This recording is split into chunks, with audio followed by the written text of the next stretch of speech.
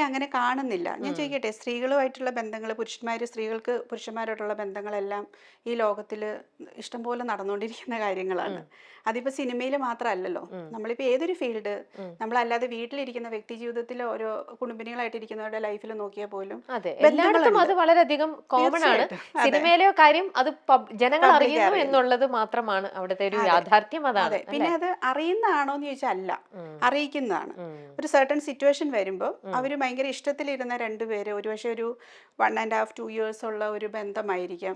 അത് ഇഷ്ടത്തിലിരുന്നവർ തമ്മിൽ ഇഷ്ടക്കേട് വരുമ്പോൾ, അല്ലെങ്കിൽ ഒരു കമ്മിറ്റ്മെന്റിന് ഒരു വ്യത്യാസം വരുമ്പോൾ, അങ്ങോട്ടും ഇങ്ങോട്ടും അഭിപ്രായ വ്യത്യാസം വരുമ്പോൾ, അല്ലെങ്കിൽ ഒരു വ്യക്തി അവരുടെ സ്നേഹത്തിന്റെ ഒരു ആഴമായിരിക്കും ഒരുപക്ഷെ ഒരാളെ ചീറ്റ് ചെയ്തു എന്ന് ഒരാൾക്ക് തോന്നുമ്പോൾ അവർ ചെയ്യുന്ന ഒരു പകപോക്കലായിക്കോട്ടെ, അല്ലെങ്കിൽ അങ്ങനെ ഒരു ഇതായിട്ടാണ് എനിക്ക് തോന്നിയിട്ടുള്ളത് എൻ്റെ അഭിപ്രായത്തിൽ നിന്ന്.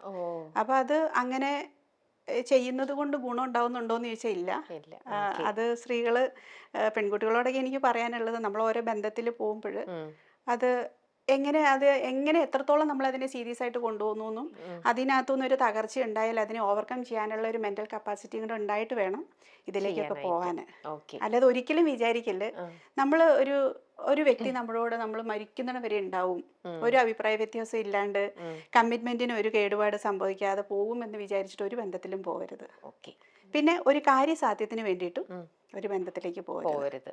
അതെന്ത് കാര്യസാധ്യം ആയിക്കോട്ടെ, ഞാൻ സിനിമേനെ മാത്രമല്ല ഉദ്ദേശിച്ചത്, എന്ത് കാര്യസാധ്യത്തിന് വേണ്ടിയിട്ടും ഒരു റിലേഷൻഷിപ്പിലേക്ക് ഒരിക്കലും പോകരുത്. അത് പോയാൽ വരുന്ന പാളിച്ചകളാണ് നമ്മുടെ വ്യക്തിത്വത്തെ തന്നെ കളഞ്ഞുകൊണ്ട് നമ്മൾ ജനങ്ങളുടെ മുന്നിൽ നിൽക്കേണ്ടതായിട്ട് വരും. ഈ ജനങ്ങൾ തന്നെ നമ്മളെ ചെളിവാരി എറിയും. അത് ആണിനെ ആയിക്കോട്ടെ പെണ്ണിനെ ആയിക്കോട്ടെ. അതുകൊണ്ട് ഗുണം നമുക്ക് കിട്ടുന്നില്ല. ഗുണം കിട്ടുന്ന ആർക്കാണ്? പബ്ലിക്കിന് സംസാരിക്കാനുള്ള ഒരു അവസരം നമ്മളായിട്ട് ഉണ്ടാക്കി കൊടുക്കുക. പിന്നെ നിയമം എപ്പോഴും സ്ത്രീകളുടെ സൈഡാണെന്നൊക്കെ പറയും. എത്ര സൈഡാണെങ്കിലും അവിടെ മോശക്കാരിയാക്കപ്പെടുന്നത് ഇര എന്ന് വിളിക്കുന്ന ആ ഒരു വ്യക്തിയായിരിക്കും. ആണുങ്ങൾ എപ്പോഴും അങ്ങ് രക്ഷപ്പെട്ടൊക്കെ അങ്ങ് പോവും. ആണുങ്ങൾ അങ്ങനെയാണ്. അവർക്ക് എത്ര റിലേഷൻഷിപ്പ് ഉണ്ടെങ്കിലും കുഴപ്പമില്ല. അപ്പം ഞാൻ പറയുന്നത്, ഇതൊക്കെ തെറ്റ് ശരി അങ്ങനെയാണോ എന്ന് ചോദിച്ചാൽ അതെല്ലാം തെറ്റാണ്, എല്ലാം ശരിയാണോ എന്ന് വെച്ചാൽ ശരിയാണ്, എല്ലാം അവരുടെ സൈഡിൽ നിന്ന്. പക്ഷെ ബി കെയർഫുൾ, സ്ത്രീകൾ ശ്രദ്ധിക്കുക. ഓക്കെ. അപ്പോൾ ഇപ്പോൾ ഷീലു പറഞ്ഞു വെച്ചിട്ട് ഞാൻ ചോദിക്കട്ടെ, അങ്ങനെയാണെങ്കിൽ ഇപ്പം എക്സ്ട്രാ മാരിറ്റൽ അഫയേഴ്സിൽ പലരും പോകുന്നുണ്ട് അല്ലേ? അതിനെ അപ്പം ശരിയായിട്ട് കാണുന്നുണ്ടോ? അവരുടെ ഭാഗത്തുനിന്ന് അത് ശരിയാണ്, അതുകൊണ്ടാണ് അവരത് ചെയ്യുന്നത്. അപ്പോൾ അതും ശരിയെന്ന് തന്നെ അവരുടെ സൈഡിൽ നിന്ന് അത് ശരിയാണ്. ഇപ്പം എന്നോട് എൻ്റെ പേഴ്സണൽ ഇത് ചോദിച്ചാൽ ഞാൻ ചിലപ്പം അല്ലാന്നായിരിക്കും പറയണേ. പക്ഷെ അത് ചെയ്യുന്നവരെ ഞാൻ ഒരിക്കലും കുറ്റം പറയില്ല. അവരുടെ ഭാഗത്തൊരു ശരി ഉണ്ടാവുമല്ലോ. എന്തുകൊണ്ടാണ് നമ്മൾ അങ്ങനെ കാണാത്തത്? ഞാൻ ചോദിക്കുന്നത്, ഇപ്പം ഞാനാണെ ഇപ്പം ചിലപ്പോൾ അത് ചെയ്യുമോയെന്ന് ചോദിച്ചാൽ എൻ്റെ ഇപ്പം ചെയ്യത്തില്ലായിരിക്കും. ചിലപ്പോൾ 10 കൊല്ലം കഴിഞ്ഞ് ചെയ്യുമെന്ന് ചിലപ്പോൾ ചെയ്യുമായിരിക്കും. ഇതെല്ലാം നമ്മൾ നമ്മുടെ സാഹചര്യങ്ങളാണ്. ഉറപ്പായിട്ടും സാഹചര്യങ്ങൾ. അവരങ്ങനെ പോകുന്നുണ്ടെങ്കിൽ അവർക്ക് അവരുടെ മാരേജ് ലൈഫിൽ എന്തെങ്കിലും പാളിച്ച ഉണ്ടാവും, അല്ലെ അവരുടെ സങ്കല്പത്തിനൊത്ത ആളായിരിക്കില്ല കൂടെ ഉള്ളത്. അതല്ലാണ്ട് ചിലർക്ക് ലസ്റ്റ് മൂലം പോകുന്നവരുണ്ടാവും. ഇതെല്ലാം അവരുടെ പ്രശ്നമല്ലേ? നമ്മൾ അതിനെ കുറ്റം പറയാൻ നമ്മൾ ആരാണ്? മനുഷ്യര്. ഞാൻ അതാണ് ഉദ്ദേശിച്ചത്, അത്രേ ഉള്ളൂ. മനുഷ്യൻ ജനിക്കുന്നത് ഇതെല്ലാമായിട്ടാണ്. എല്ലാ ഇമോഷൻസിന്റെയും ഒരു പീക്കിലും അതിന്റെ ഏറ്റവും ലോവർ ലെവലിലും എല്ലാം മനുഷ്യൻ കടന്നു പോകുന്നുണ്ട്. അപ്പൊ ആ പീക്കിലൊക്കെ ലാസ്റ്റിന്റെ പീക്കിലെത്തുമ്പോൾ അവർ ചിലപ്പോൾ ഒരു അഫിയറിലേക്ക് പോകും. കുറച്ച് കഴിയുമ്പോൾ അത് മനസ്സിലാവും, ഇത് തെറ്റുപറ്റിപ്പോയി. അപ്പൊ അതിൽ നിന്ന് പുറത്തു ചാടാനുള്ള തത്രപ്പാടായിരിക്കും. അപ്പൊ ഇതിനെല്ലാം എന്തിനാണ് നമ്മൾ ഈ ഒരു സോഷ്യൽ മീഡിയ അല്ലെങ്കിൽ അങ്ങനെ ഒരു സ്ഥലത്തിരുന്ന് കുറ്റം വിധിക്കാനോ അതിനെപ്പറ്റി സംസാരിക്കേണ്ട ആവശ്യമുള്ള കേസ് അല്ലത്. അതെല്ലാം ഓരോ ഇൻഡിവിജ്വലിന്റെ ഒരു ഫ്രീഡമാണ്. അത് ചെയ്തോട്ടെ, അതിനെന്താണ്? അത്ര ഞാൻ പറയുന്നുള്ളൂ. എന്റെ വീട്ടിലേക്ക് വന്ന് എന്റെ ഭർത്താവിന്റെ അടുത്ത് വരരുത്, എന്റെ അടുത്തും വരരുത്, അത്രേ ഉള്ളൂ. ബാക്കി അവരുടെ ഇഷ്ടം. ഇനി അഥവാ എന്റെ അടുത്തേക്ക് വരണോ, നോ പ്രോബ്ലം, വന്നു, അതിന്റെ മറുപടി ഞാൻ കൊടുക്കും, അത്രേ ഉള്ളൂ. അല്ലാണ്ട് ഞാൻ അതിനെ അയ്യോ ഇത് വലിയ സംഭവമാണ്, അയ്യോ അവര് ഭയങ്കര അഫയറിൽ പോയി, അല്ലെ അയ്യോ ഇത് അങ്ങനെ സംഭവിച്ചു കേട്ടോ, ഇന്ന കുട്ടീനെ ബലാത്സംഗം ചെയ്തു കേട്ടോ. ബലാത്സംഗം ചെയ്യുന്നത് തെറ്റാണ്. ആ കുട്ടി ഇഷ്ടത്തോടെ പോയിട്ടുണ്ടെങ്കിൽ അതെന്താ തെറ്റിരിക്കണേ? അത് ആ കുട്ടിയുടെ ഇഷ്ടമല്ലേ? അത് പോയി കഴിഞ്ഞ ഒരു 10-100 പ്രാവശ്യം പോയി കഴിഞ്ഞേച്ച് എന്നെ ബലാത്സംഗം ചെയ്യുന്നു എന്ന് പറയുന്നത് ആ കുട്ടിയുടെ കൂടെ ഞാൻ നിൽക്കില്ല. ഇത്രയാണ് ഞാൻ ഉദ്ദേശിച്ചത്. അത് നമ്മുടെ സൊസൈറ്റിയിൽ കാണുന്ന ഒരു കാര്യവും. അതല്ലാണ്ട് ബലാത്സംഗം ചെയ്താൽ അത് തെറ്റാണ്, അവനെ അപ്പോഴേ കൊല്ലണം. മനസ്സിലായി?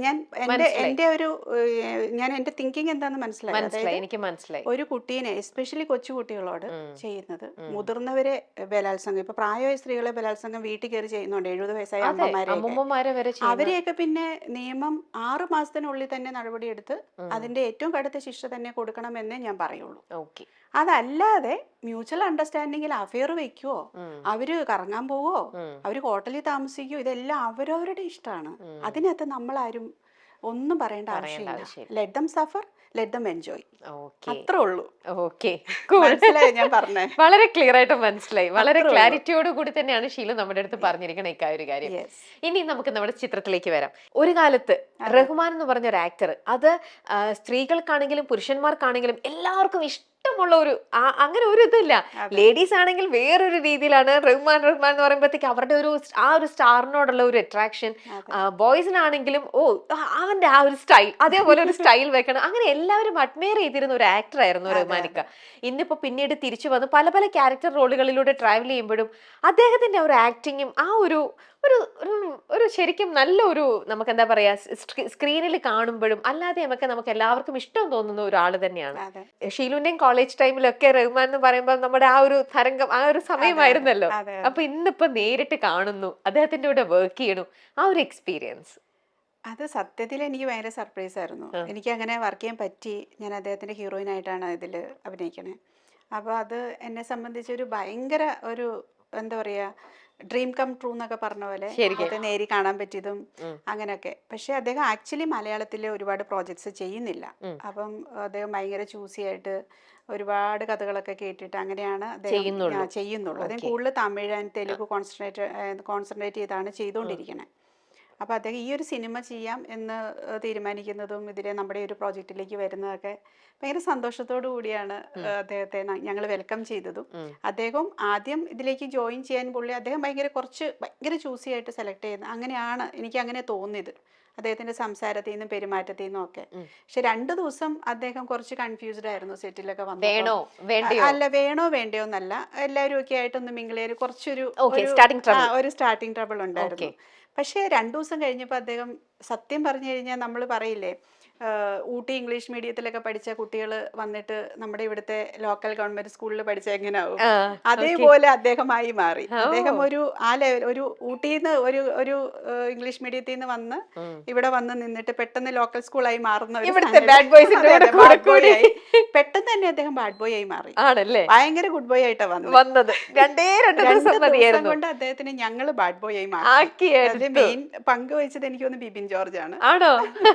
ബിബിൻ ജോർജ്, സെന്തില്, ആൻസന്, അവരെല്ലാം കൂടി അവര് ഓൾറെഡി ബാഡ് ബോയ് ആയിരുന്നു. അവര് പുള്ളിനെയും കൂടെ ആക്കിയെടുത്ത്. ഇനി നമുക്ക് ധ്യാനിലേക്ക് എത്താം. എല്ലാവർക്കും സോഷ്യൽ മീഡിയയിൽ എല്ലാവരുടെയും സൂപ്പർ താരമാണല്ലോ ധ്യാൻ.